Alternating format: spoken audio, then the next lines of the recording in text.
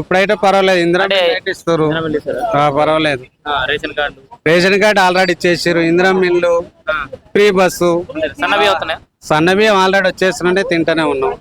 ఇప్పటికైతే గవర్నమెంట్ పర్వాలేదు, మంచిగానే. ఇందిరా మిల్ కాన్సెప్ట్ బానే ఉందా? అట్లా ఎవరు వాళ్ళకి పైసలు ఇస్తారు, ఎవరంతా వాళ్ళు కట్టుకోమండి. ఇందిరా మిల్ పర్వాలేదు, మంచిగానే ఉంది. డబుల్ బెడ్రూమ్ స్కీమ్ మంచిగా ఉండేనా? ఇందిరా మిల్ స్కీమ్ డబుల్ బెడ్రూమ్ అంటే మాకు ఎక్కడ కూడా తెలియదు. నారాయణపూర్ మండలంలో సర్వేలు ఇచ్చారు, అక్కడ కుడుస్తుంది, దాని వల్ల ఉపయోగం లేదు. డబుల్ బెడ్రూమ్ పేలు అవసరమే లేదు. ఇందిరా మిల్ అంటే ఇష్టం అయినట్టు కట్టుకుంటారు.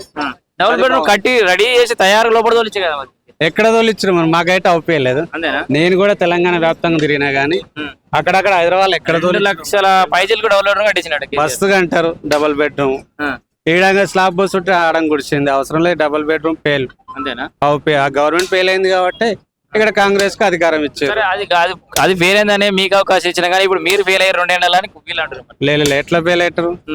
అన్ని కరెక్ట్. ఇందిరా మిల్ల వల్ల కొన్ని లక్షల మంది బతురు, రాయగొడతోళ్ళు బతురు, ఇటుక వాళ్ళు, ఉప్పర్లు, అన్ని రకాలుగా సీకు, ఇక మీకు తెలుసు అన్ని సిమెంట్, అన్ని రకాలుగా 10 మందికి పని కల్పిస్తారు. అట్లా ఎవరికి ఒక్కరికే కాంట్రాక్ట్ ఇచ్చడం వల్ల పెద్ద ఉపయోగం పర్లేదు, దాని వల్ల నష్టం జరిగింది. ఎక్కడ కూడా డబుల్ బెడ్రూమ్ అప్పుడు ఇయ్యలేదు, అది నష్టమే పేలు. ఇందిరా మిల్లు మాత్రం ఇదైతే కరెక్ట్ ఉంది. కాంగ్రెస్ గవర్నమెంట్ లో పర్వాలేదు.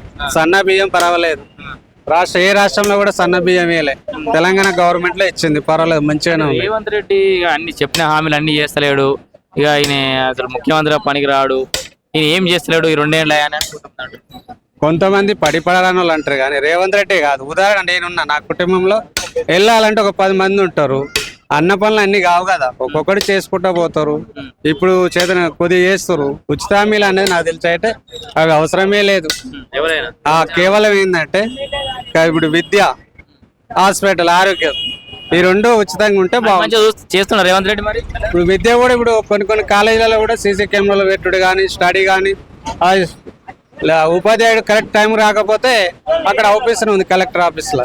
కానీ మంచి పనులు, ఇక అది కూడా కొద్దిగా మంచిగా తీసుకొస్తుండే విద్యాశాఖ అయితే, అది పర్వాలేదు. ఒక్కొక్కటి అంటే రేవంత్ రెడ్డి వెనక ముందు చేస్తాడు, ఆయన పోయిన అప్పు చేసిపోయిందట అని ఇప్పుడు రేవంత్ రెడ్డి చెప్తున్నాడు కదా, అప్పు అయిపోయింది, మనం మిత్రం ఎంత కడుతున్నామని. అట్లా ఎప్పుడు కరెక్టేనా? జనాలు అర్థం చేసుకుంటారా? వాస్తవానికి ఏంటంటే ఒక కుటుంబంలో యజమాని ఆయన, ఇక 119 మంది ఎమ్మెల్యేలకు ఆయన యజమాని. దాని కాబట్టి వాస్తవం ఇది ఉంది.